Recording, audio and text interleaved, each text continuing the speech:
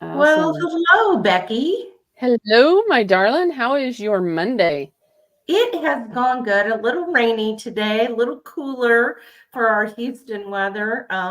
We were talking earlier today, and I said, "It's cold. It's 61," and you laughed at me. I did laugh at you because that's like Nebraska heat wave, right? We end up I right now we're only in the 50s, like mid to low 50s. So, yeah, it definitely just Isn't that funny? I mean, it's, all perspective, right? But then we're going to climb back up in the 80s, or I mean, high 70s the rest of this week. So, mm, it's so much crazy. for my cold exposure. Exactly. You'll get it. It'll come. You'll Look, you'll eventually hit winter at some point. But well, my darling, we have a very special guest tonight. I'm so excited to bring her on.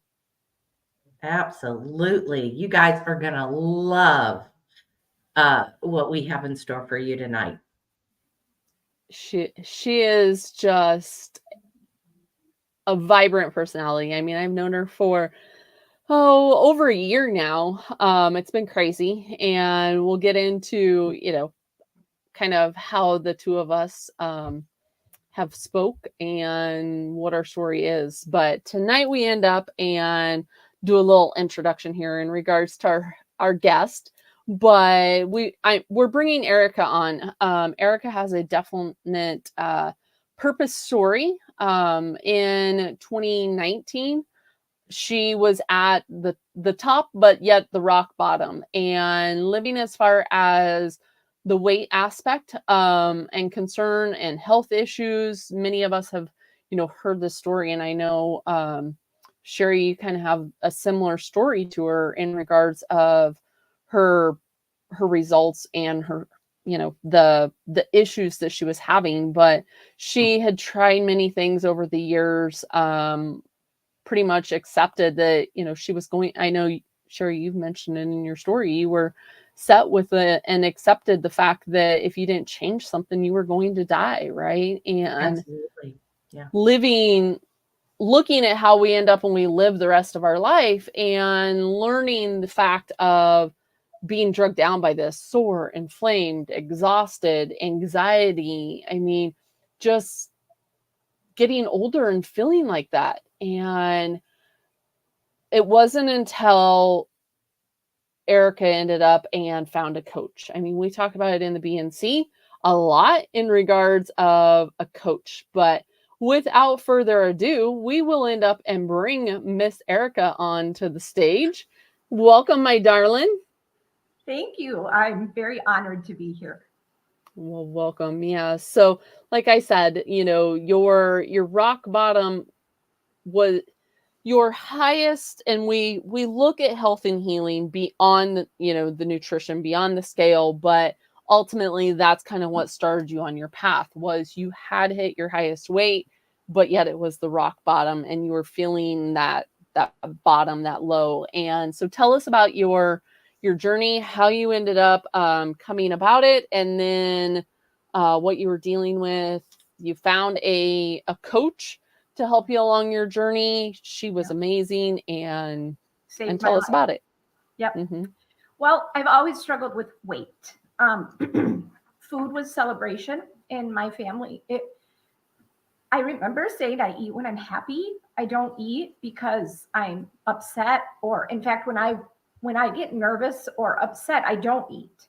But when I'm happy, it's like I want to celebrate with food, and it seems like there's always something to celebrate. And so, um, we were an ingredient household where we didn't have lots of snacks, but my mom could cook, and she just made the most delicious food. And one of my absolute favorite things to come home to school to was white homemade bread. And literally my favorite thing, the smell of it. And then I would have bologna sandwiches all throughout the week with it. Rice, butter, and sugar. Um, Pasta, eggs, and noodles. Everything I ate was carbs. And I loved it. And I I didn't realize that you could become addicted to it. And so my first diet was Weight Watchers at 10 years old. My mom was doing it. And I decided that I wanted to try as well. And I was a very chubby kid. I mean, that's all there was to it. And so from that point on, diets were a part of my life. And as I got older, I got my weight under control from my junior year in high school until my sophomore year of college. That's it. That's the only time in my life that I felt like I had control. And in all honesty, I think that I probably had an eating disorder during that time because I did not eat hardly anything. And I was a size 5 going for a 3, which, if you guys know, back in those days, I'm 54 years old. A 5 was much smaller than it is today. And so, but I can remember the day that I lost control. A Subway was down from the place that I lived in college. And I used to always get a 6-inch and it was no big deal. And then one day, for some reason, I was like, I want a foot long. And you guys, it is like a switch flipped. Is it switch flipped or flip switched? I could just never get those two straight. I think it's a switch flipped, right? It was like a switch flipped.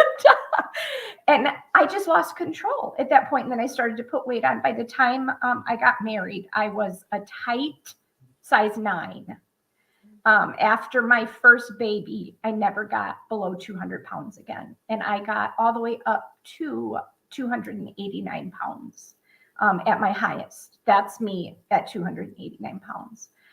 I have lipedema. Have you discussed what lipedema is on your show? Not lymphedema, but lipedema, the fat disorder.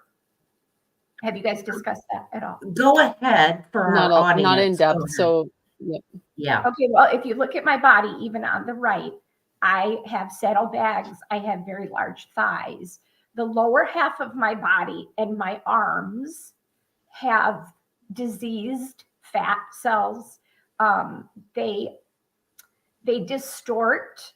They grow almost like a cancer cell. They're hard. They're painful. It's called lipedema. And it's very well known in Europe. It's starting to become more well known here. We have to stay away from estrogen and hormone inducing foods like flaxseed, soy, terrible. Oh my word. And there's a couple others I can't think of off the top of my head that we have to stay away from because it causes inflammation. So when I hit rock bottom, you guys, my legs were literally tree trunks. That's the only way that I can describe it. They were columns. That's a very common thing to know with lipedema, is your legs are like columns. You have a genie cuff on your ankles because it doesn't really spread down into your feet. It's more like from your calves and on up. And my legs would hurt so bad and they were so heavy. I would literally dream that they had to get amputated. This is very transparent, but it's the truth. It's where I was. I would dream that they would get amputated and I would be relieved because they were so cumbersome and heavy and painful. And I had been watching my coach for a while, the one that I hired that ended up helping me. And she had lipedema. And I had never even heard of lipedema at the time. And so I started following her and I was like, that's so fascinating. I reached out to her and I said, you're my last hope. At this time, I had gone to female-only doctors. I had gone to functional medicine doctors. I had gone to OBGYNs. I feel like I had depleted every resource out there and they all said, you're perfectly fine. There's nothing wrong with you. Other than that, I needed to lose weight. And so I reached out to her, said, you're my last hope. And can you help me? And she said, yes, I can. And I said, I just want to copy everything that you do. I just want you to tell me what to eat, what to do. And she said, no, Erika, I don't work that way. She said, you have to be an active participant in your healing. And I was bummed at the time because I was in such a mental state that it seemed like too much work to have to figure out how to live this new way of life. But she made me do it. I'm so grateful she made me do it.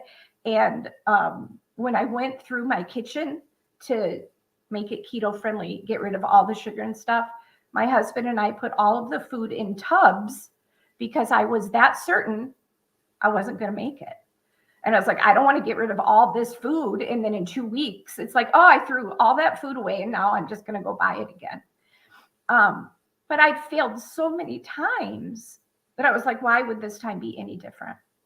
And Katrina Slagle is the woman that I hired as my coach. I just love her dearly.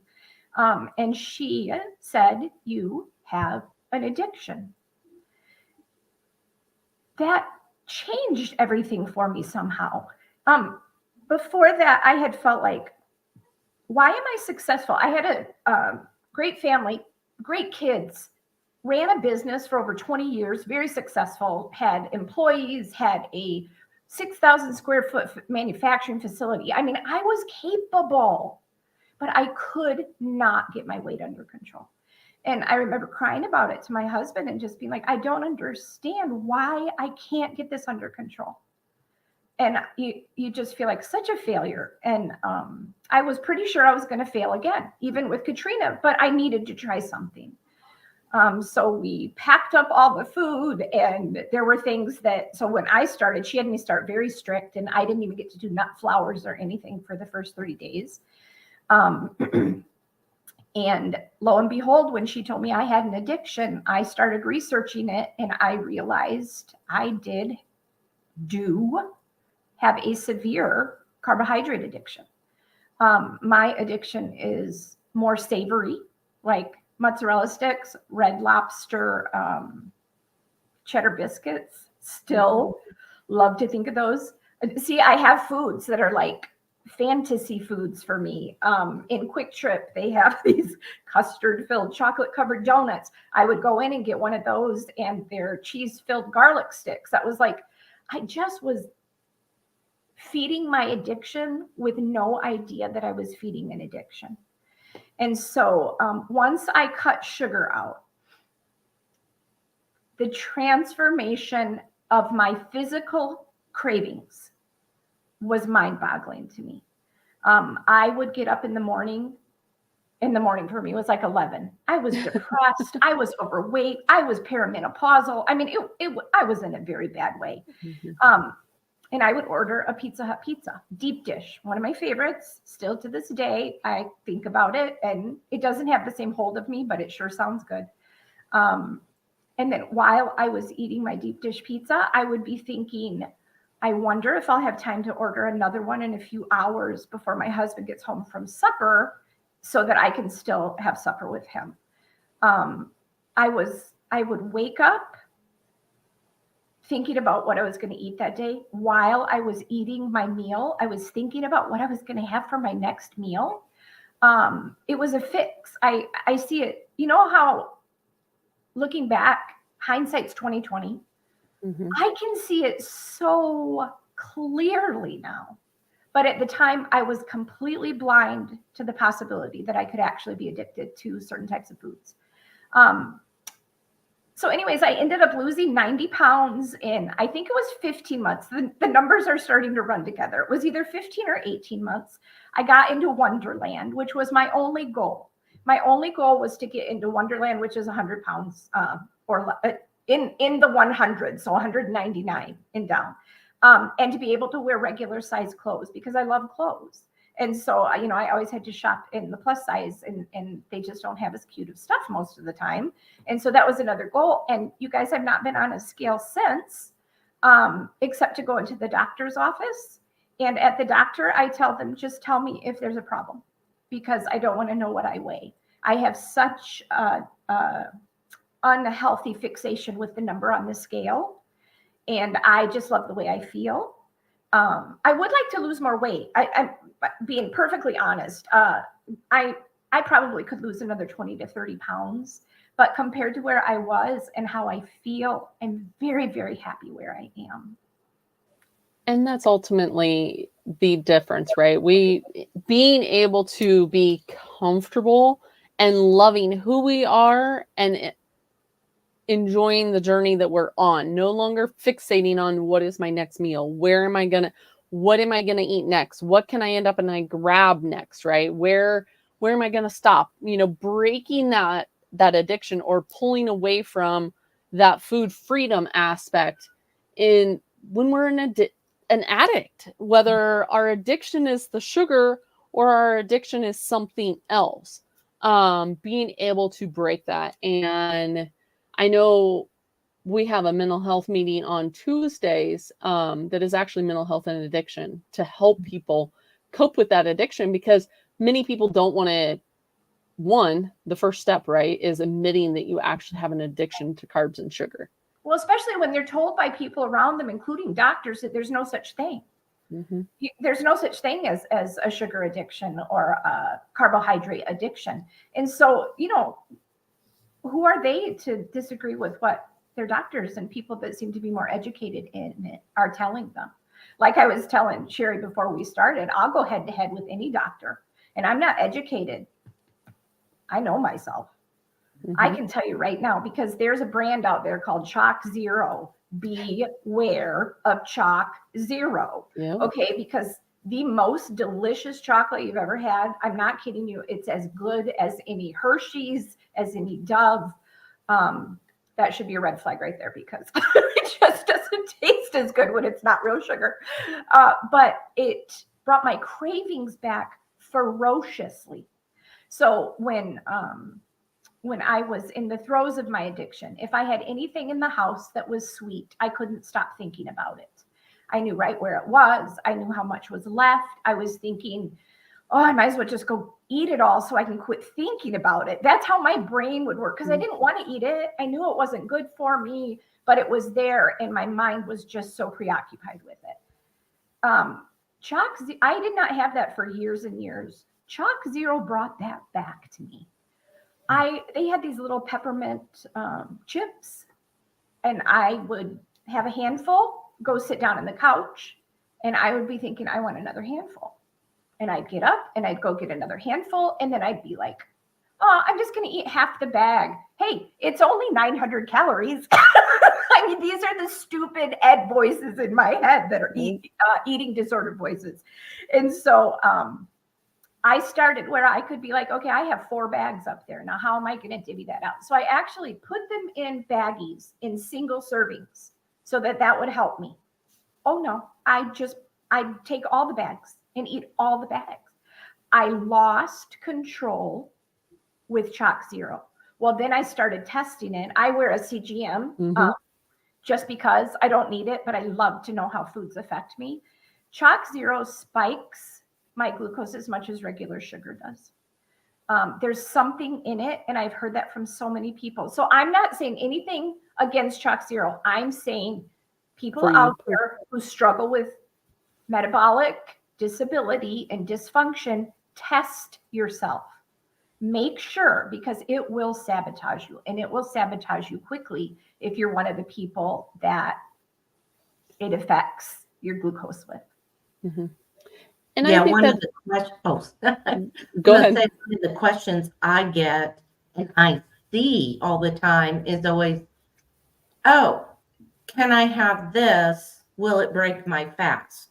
And I always chuckle, because it's like, who knows, right? Because Becky could have something and it would be okay. For example, coffee made my blood sugar spike. Coffee. Did decaf also, or just caffeinated?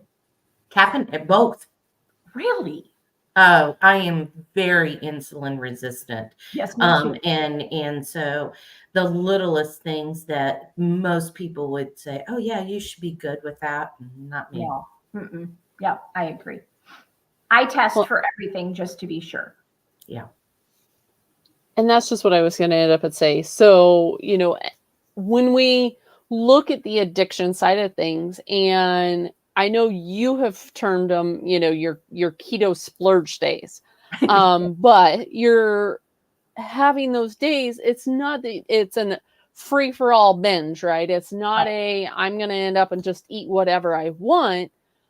You're still doing it in a keto friendly way, and it's just with keto friendly foods that work for you. It is a one size, and everyone hates that term of N equals 1, but allowing yourself to end up and tailor your own plan of what works, because if you end up and you create this deprivation or this, I'm not going to have X, Y, and Z, that addiction mindset is not going to ever be quiet, right? It's going to end up and create this monkey mind where you do end up and give into it. It doesn't matter what you're consuming For me, at that point.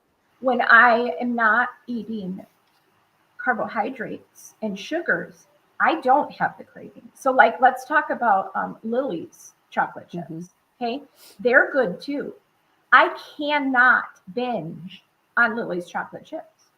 They satisfy my craving for something sweet. I can put them in a keto dessert, but they're not feeding my addiction because my body is not recognizing it as sugar or a carbohydrate. And so when I'm full, I'm just done. And that's what I was going to say is one of the most fascinating things for me about this whole journey is to go from a place of never being able to stop thinking about food to a place where I forget to eat. I never believed people who forgot to eat. I was like, you are just bragging because you're thin and you are like, obviously you have a problem with food because you're overweight. I don't even think about food. I literally couldn't imagine it because it was such a constant presence in my mind. I forget to eat all the time now because it is not the center of my day. It's not because I'm in ketosis. I can go long periods of time without crashing. So I sometimes don't have triggers that let me know that I might be hungry. And it's a beautiful gift. You want to talk about freedom? That's freedom. I am free from all the food noise. And so with that freedom, you've had the weight loss, you've had the weight success. What else has gotten better with this way of eating in a ketogenic manner? Okay, so I love the NSVs, which if anybody's watching who's not keto, the non-scale victories. My journey was a little bit different than probably a lot of people will have when they start on keto. I was so metabolically dysfunctional that I felt really bad for quite a while on keto. The keto flu and just feeling tired and sluggish. And thank goodness I had my coach because she was able to say, wait for the miracle. She said, you have been so damaging to your body for most of your life. It's not going to turn around in a month or two. She also said, and I don't know the science behind it, but she said that our bodies are going to heal from the inside out. And she said, so there's things going on the inside on like a mitochondrial level where things are repairing and healing. And it's going to take a while for you to feel better. But she said, Erika, let's just think about how you felt every day before keto. It's just kind of, it's pretty much the same. And she goes, the difference is that the one, you were not heading anywhere to get better. And with keto, yeah, you're going through some changes. You're tired. You're fatigued. You need to just stick with it and wait for the miracle. So I know that the miracle came probably about 3 months after I started, where I just woke up one morning and I had energy. And I'm not going to say every day after that I had energy, but I had energy that day. And I remember being so thrilled. I was like, oh, I feel good today. Like, this is so unusual. And then maybe I'd have a few days where I didn't feel good. And then I'd have another good day. And then I remember having 2 days in a row. And I remember going to bed that night and telling my husband, I don't want to go to sleep. I'm afraid I'm going to wake up and I'm not going to feel this way, because it was so foreign to me to not have aches, to not have pains, and to actually feel a little motivation to go and do and just live. And so then, how things happen where all of a sudden I'm realizing I have not felt bad in several days, so that it got to where it was the minority were the days that I just didn't feel good. One of my favorite non-scale victories is the stairs were very hard for me. Like I said, my legs felt like tree trunks, and having to go up the steps, I did not exercise at all.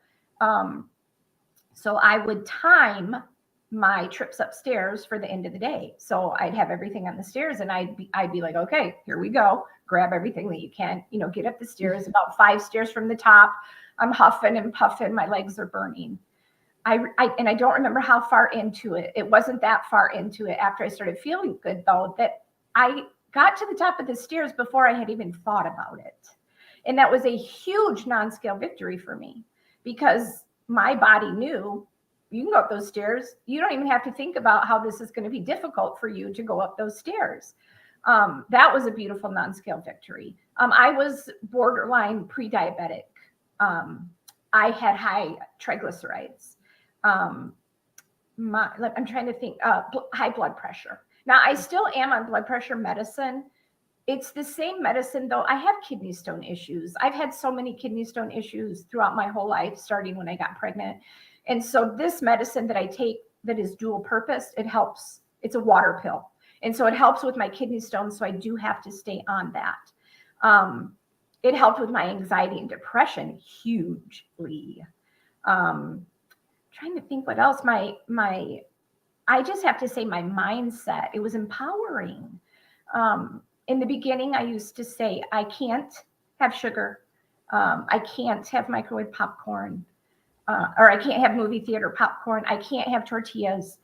And I remember it was a holiday, and I was feeling a little deprived.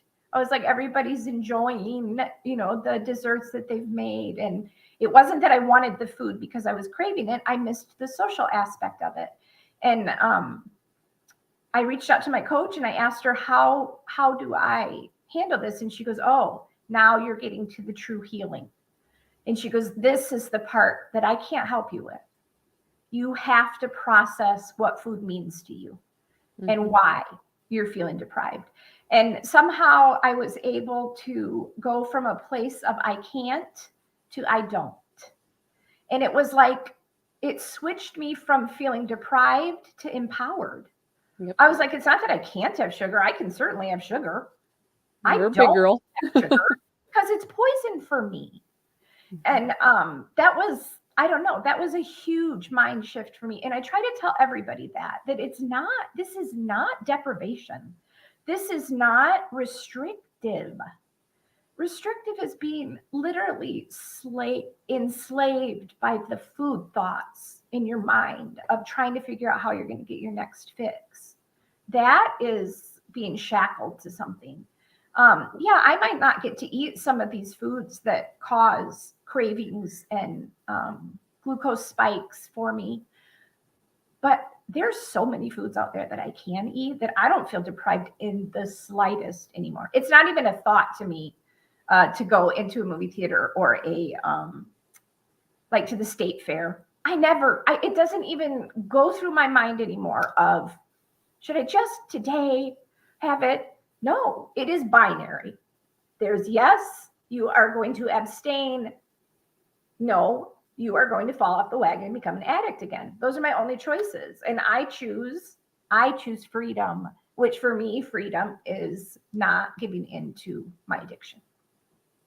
Yeah. And I think that definitely resonates with a lot of our followers too, of, some people are able to, even though we believe, 100% in real food, there is the option for many to end up and have the keto products, right? The keto foods, some have to end up and be complete carnivore because just the whole food aspect is an addiction for them. So we definitely get the full spectrum as far as what a person is able to consume and where they fall in that addiction, right? Well, and for me, Becky, it's, I'm doing the glucose tests. Yep. We're on all the keto-friendly food products.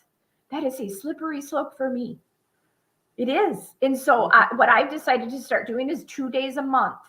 I'm going to do 8 products in those 2 days because it's just mind-boggling to me how when I start eating those processed foods, I no longer desire real healthy food.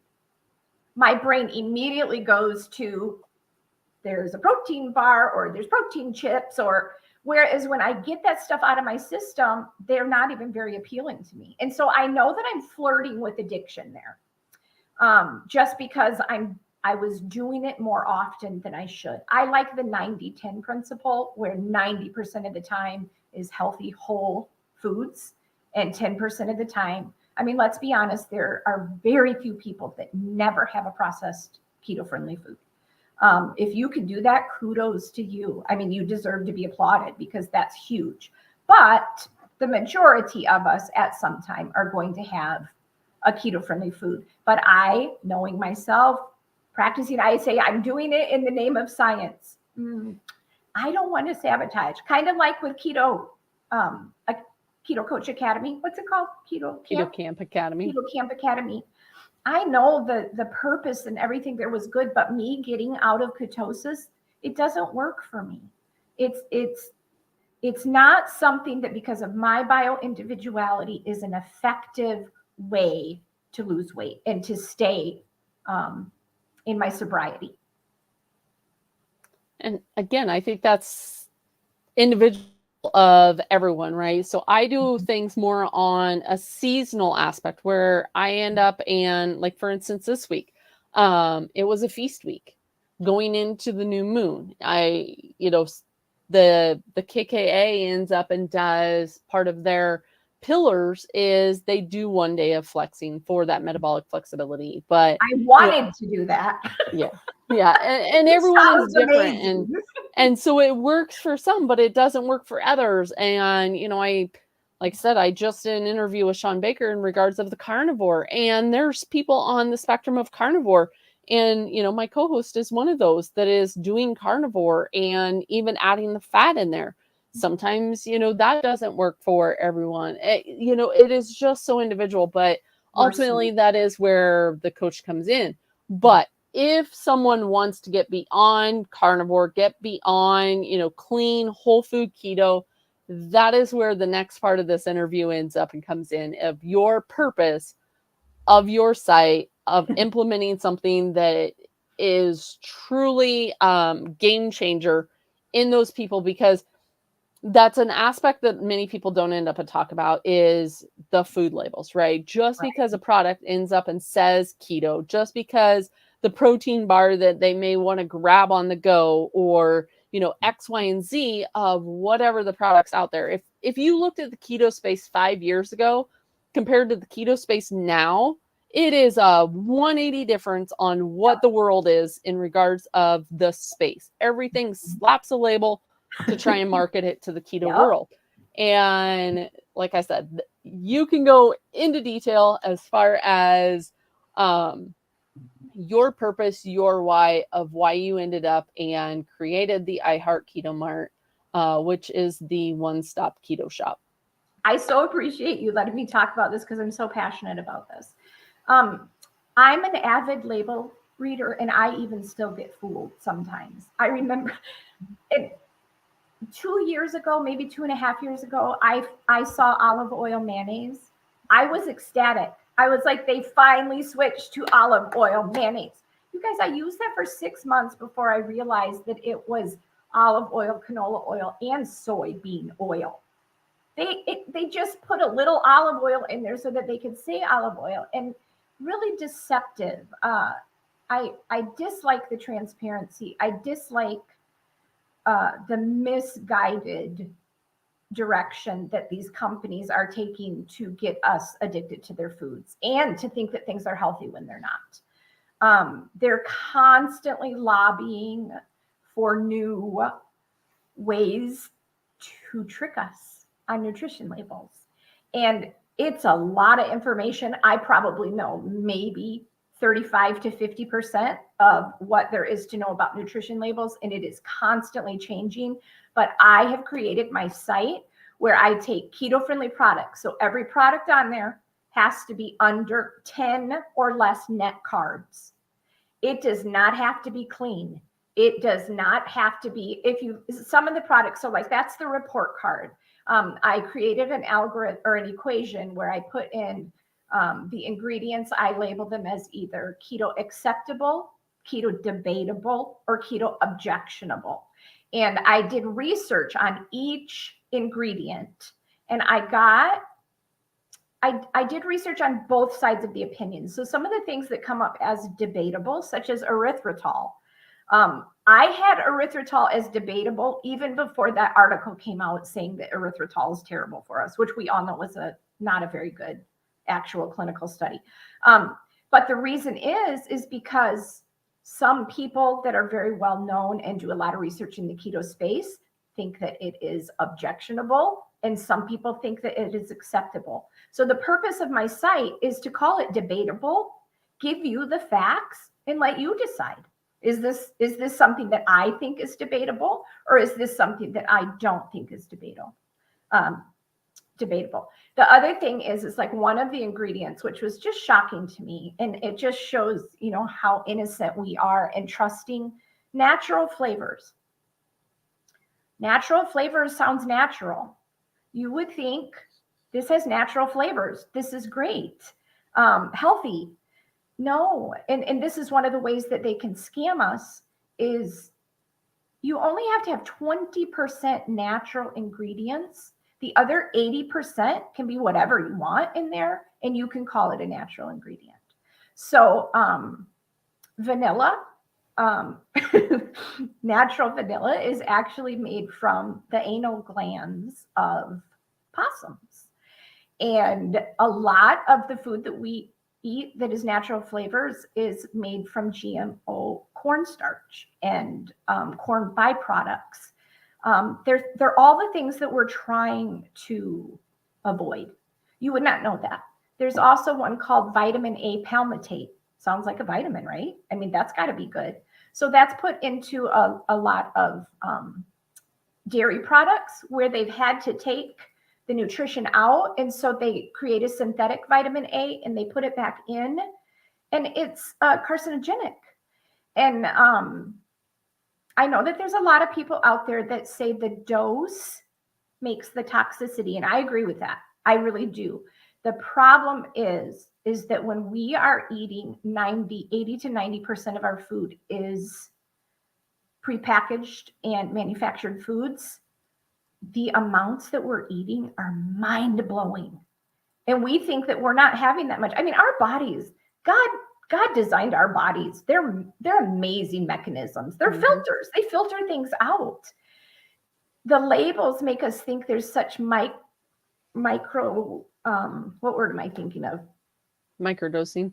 Thank you. Amounts of these chemicals that they're not harmful. But when you realize that you're having those manufactured foods that have all of these artificial ingredients, then for breakfast, snack, lunch, snack, supper, snack, you have hit your toxic dose and you don't realize it. And I believe firmly that that is the reason for all of the metabolic dysfunction, the obesity epidemic, all of the children having the ADHD and autism. And I'm not saying it's the only thing, but I think it is a big factor. Our bodies were not meant to be surviving mostly on chemicals.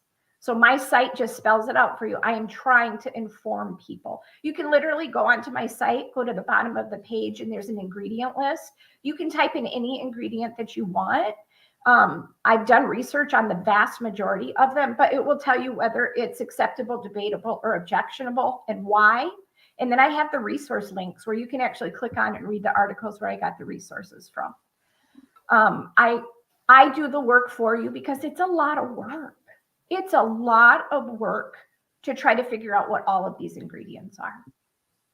Which you have definitely built it out. I mean, over the last year, as far as all the information, it is a wealth of information. You have put a lot of work into giving, the products the score. You've looked at the ingredients. I know I've sent you a couple products and I'm like, hey, what are your thoughts on this? What are, what score would you give it? And I do tell people, if in the keto space, right, if they stay away from the processed foods, stick with the whole foods, you've won half the battle right there, right? Yeah. If you can just end up and watch your gluten, watch your sugar, watch your grains, and watch your processed foods, you're going to end up and be on a better path, right? Yeah. Because those four things are so much of a slippery slope that you can't really trust them anymore. No, I don't know that we ever could, but I mean, They're sneaky. The tobacco industries bought the food manufacturing industries, and then they hired people to come in and taste this. I know specifically on cereal, to taste the cereal to see how much sugar they could add before people said, oh, that's too sweet. And then they went right to that point, and that's how much they put in. It's the same addiction model as they use for cigarettes. And I wholeheartedly believe that we will be looking back maybe 50 years from now on sugar like we do now on tobacco, where we were just insane with, advertising it to our kids and, starting them on sugar the moment that they get up in the mornings. And, it was innocent for us. We didn't know we were doing anything wrong. For crying out loud, all the cereal boxes say fortified with extra vitamin D. And, you think, oh, this is healthy. It's such a scam. It really is. It's all about money. And it makes me really sad that people just go along with it without questioning. I think we're at a time where we have to start questioning. Are things money motivated? When you see studies, see who is paying for those studies. Because you can get a lab to say anything. If you're going to build them a new wing in their hospital or provide them with $1 million to put towards the research, you got to find unbiased studies. And also my thing is I'm like, just follow people who've been there and done it. There's a few people in the keto space that are moving back towards having fruits and natural sugars. And hey, I'm so happy for them if they can do that. Seriously, I would love to be able to do that, but I've tried it and I can't. Blueberries, I call them little death balls of diabetes. I'm not kidding you, because they're a drug food for me, and they spike my glucose, and I just eat them like crazy. Well, I commented that I'm always preaching addiction, because these people don't seem to understand that there are many of us. Honestly, I think the vast majority of people that have type 2 diabetes probably have a food addiction. You're not going to get to a point where you're going to allow yourself to be at death's door because you can't stop eating a food unless it's an addiction. That's just my opinion. But with the food addiction, doggone it, I forgot where I was going to go with that. Has it ever happened to you guys where you get going? Well, and that's where making sure that I was satiated, right? Yeah. I spoke to Sean about this in my interview. When I have that satiety factor, for me, it's the fat side of things. I have to end up and keep the fatty protein. I have to keep the fat in there, because that keeps me satiated. That keeps that, addicted mindset of where is my next meal? What am I going to eat next? Oh, like you said, I can go hours without thinking. And for me, it's that aspect of satiety. Now, I'm the same way with that, Becky. I need the fat. That's the other thing that they're saying now, is that you don't really need to focus on fat. You need to focus on protein. Some of you, I need the fat. So like, I've done carnivore for a period of time. I don't know if I've ever done it long enough. I think I've done it, the longest I've done it is a month, and I don't feel very good on it. So I'm not hungry at all, but I just don't feel that good on it. But when I did carnivore, I was eating leaner meats, and not intentionally, just wasn't adding any butter or olive oil to anything. And I remember kind of craving stuff. And then I would just go and have some butter, or honestly, cream cheese. I am in love with cream cheese, just to get some fat in me. And all of the cravings went away. So for some people, and I think everybody, when they're first starting keto, they need to do the 80% keto, 80% fat, because they are trying to come off of an addiction. And so if they are trying to get over an addiction, and they are not having that satiety, like you are saying, it's going to be really hard to make it through. They can white knuckle it through, but the cravings and the addictions are there. I believe that the fat is so satisfying for our brains that it absolutely makes it where our cravings are just gone. Absolutely. I agree with you. I tried the flexing, right?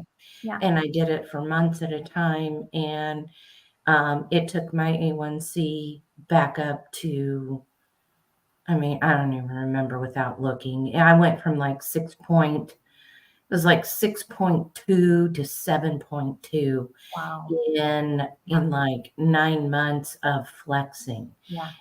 I wasn't How about ready. your cravings though, Sherry? Because see, that was my deal on it. My cravings came back. Yeah, Yours too? yeah. I couldn't, and then I did the fasting, um, and I gained weight, and my blood sugars got worse, even water fast, and Was that from and the that's food? it was, yeah, You feel huh? good? Was that because it was creating the glucose Cortisol. It was Yes, a cortisol and issue. the cortisol? Was too yeah, much stress yeah. on you? Way too much stress on me. Yep, Oh, wow. Interesting. yep. Okay. So I had to stay carnivore. Actually, I carnivore, but I did the fat fast approach. Okay. So I went way higher fats and adequate protein. I brought my protein way down. My body is the happiest it has been in 2 years of Oh, trying to fight through this. Now, I still have a very long way to go. yeah. Like you, I'm still on blood pressure meds. I am no longer on my type 2 diabetes meds, That's amazing. but I'm still considered a type 2 diabetic. Yeah. But and like you, I have to completely abstain. Yeah. I cannot go there. Yeah. But it is, for me, it's life and death. You know, Yes. Me it's too. even more serious than Yes. probably most. But my heart breaks for people who struggle all the time with this, and I see that. It's like, well, I'm at my friend yesterday. We went out to eat, and she's lost 100 pounds on keto. And I said, "How's it working for you?" And she said, "I'm stuck, and I can't get it to move. Mm. I can't get anything to work." And I said, "Well, the body's smart." And I said, "You need to up your fats, keep your carbs very low to zero, and up your fats and bring your protein down." And we talked about the amounts and stuff like that for her. And I explained to her that my energy level went through the roof. Like I didn't even know what happened to me, and slimmed way down. I mean, I just took a picture today. Because in fact, this shirt that I'm wearing, I sent it to Becky, and her comment was, "It looks like a dress on you." You gotta like that. Yeah, I know. That's a compliment. It is, right? And while I was talking to her, I had ran up to the gas station to get my husband something. It was dumb. And I walked by the coffee, and I said, "Ooh, that smells good." Now, I had to give up coffee because I gave up dairy. And it Because affected your glucose, you said, right? it did. Yeah. And I was using dairy as as a very main source of protein. So it wasn't good. And so, but I realized what the smell was that smelled good. It was the cappuccino machine. It was the sugar I Of smelled. course. Yeah. And it was like, whoa. Yeah. And I mean, it was like this bing, bing, bing. I realized it. And I said, now literally on the phone to Becky, and I'm like, I can make coffee at home if I really want it. And I kept going. Like, but it was funny. It stopped me in my tracks. Yeah. Well, and that's the thing too, is like when I first started, my thoughts, my cravings, physical cravings went away very quickly. Very quickly. Like it shocked me. But my mental cravings did not go away quickly. Yeah. And I read I can't remember who it's by, but it's Never Binge Again. Such a good book. And it talks to you about imagining your voice of addiction as like an hideous, insidious monster that the story that I created is I put him in a well with a big metal heavy door.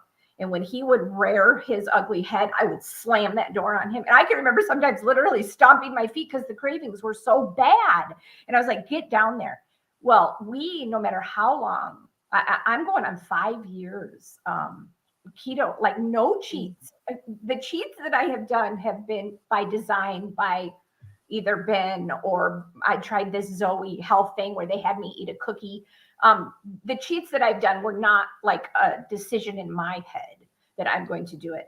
And so we're talking almost 5 years. And sometimes that monster quietly has slinked its way up the walls, and he comes up and it's in the most unexpected places. And you have to be prepared. That's why I'm like, I am never ready. I am never healed. I am constantly, I don't want to say that I'm thinking about it all the time, but I'm ready if he comes up to slam that door down. It's like, I'm not going to let him get me off where I'm not thinking about it. And I end up getting in a weak moment and eating. We have to be constantly on guard for our addiction. The other thing I was going to say on my website is that I don't know if you guys saw this or not, but I created a mini keto course. It's called Kicking Off with Keto. And it's literally how I do things. It's just, I start from the beginning of if you're like I was and you think you're not going to make it, then put your food in tubs and have your husband put it in the top of the garage where you can't get to it. And I think it's kind of beautiful to see the people that go into it that way and they end up really figuring it out. Because I don't know about you guys, but I used to go into diets so confident. I was like, I have got it this time, because I don't know if it was all of the endorphins or whatever in my brain, but I was like pumped. I was like, I got it this time. I'm doing it this time. First 3 or 4 days, nothing could stop me. And then it just, because you're white knuckling it. You're still having your drug, but you're moderating it. Well, willpower is a tangible resource. And once it's gone, it's gone. And that's why you have to figure out a way to actually control the craving. So in my course, I go through all that, the mental tricks that I used to help me, because I was saying it's not the physical cravings that I have anymore, but I do socially. Like if my daughter loves to bake. If she makes a cake, I just want to have a bite to tell her how good it is and what a good job she did. And, it's that kind of stuff that I don't think will ever go away. But if anybody is interested in that course, it's $39. It's from start to finish. It just has everything about a keto kitchen, finding your tribe. I don't care where your tribe is, but you have to surround yourself with people that are like-minded. You have to get reinforcement. I live in such a bubble of the keto world. I think everybody knows about keto. And then I get out there in the real world and I'm like, oh, we are still pretty small. We might be mighty, but we're pretty small. A lot of people are, or they roll their eyes at it. Just not having a clue about the unbelievable positive effects that it can have on our lives if we would just embrace it. And you know what? It's just real food.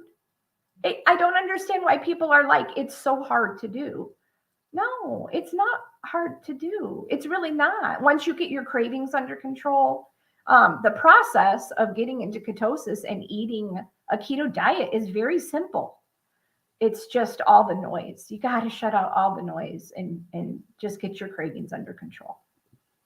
And that's where we end up when we offer several meetings inside the BNC community a week, is because it isn't just about the nutrition aspect, but it is about, the brain body. It's about the wellness. It's about the mental health. Sherry does a mindset meeting on Fridays. She's got, a masterclass coming up the beginning of December as well for the stress aspect of, the holidays. And so it definitely is beyond just the nutrition, but the nutrition is a piece of the puzzle.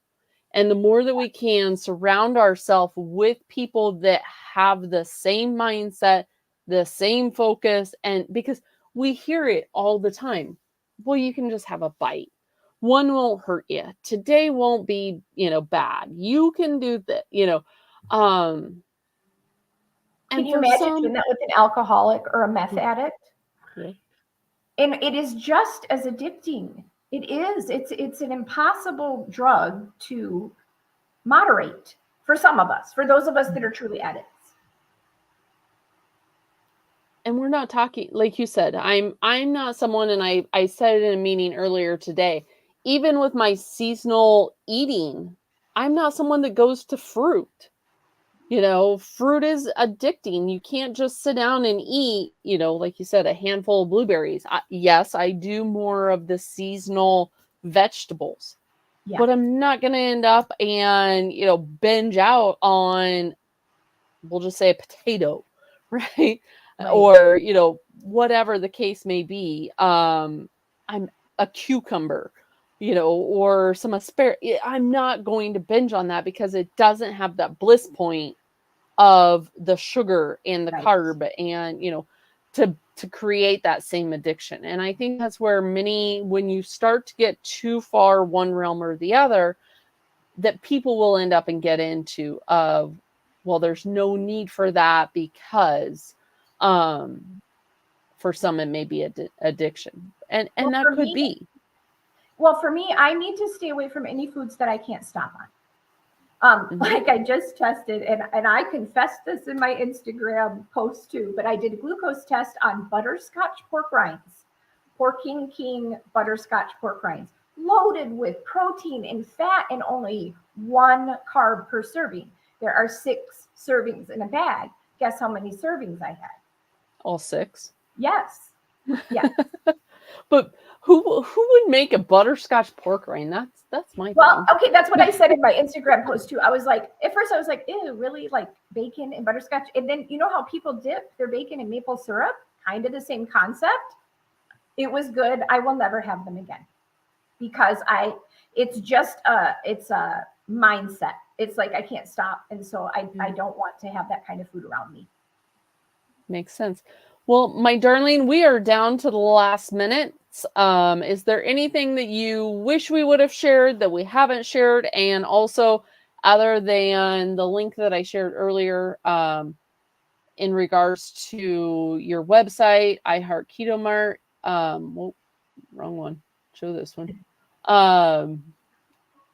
Is there anywhere? The website, iHeartKetoMart.com. On my Instagram, I'm at iHeartKetoMart.com. I do a lot of glucose tests on there on keto-friendly products. Like I just did pistachios today. They didn't mess with my glucose, but I'm a little confused as to why they're keto. They're pretty high content, but I tested them anyways. And then on my website, there are 100% acceptable ingredient products. Those things are like flackers, which I can't have because they have flaxseed, which is a phytoestrogen. It's not good for my lipedema. But for people that don't have issues like that, it's 100% clean ingredient. There's nothing in it that is that would make it where it is unhealthy for us. And there are several of those that have that stamp of approval on there. There are also products that have Fs. Brock's candy, they get an F.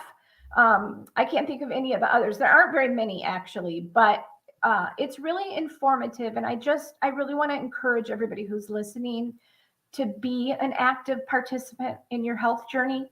Learn how to read nutrition labels because that is where it's at.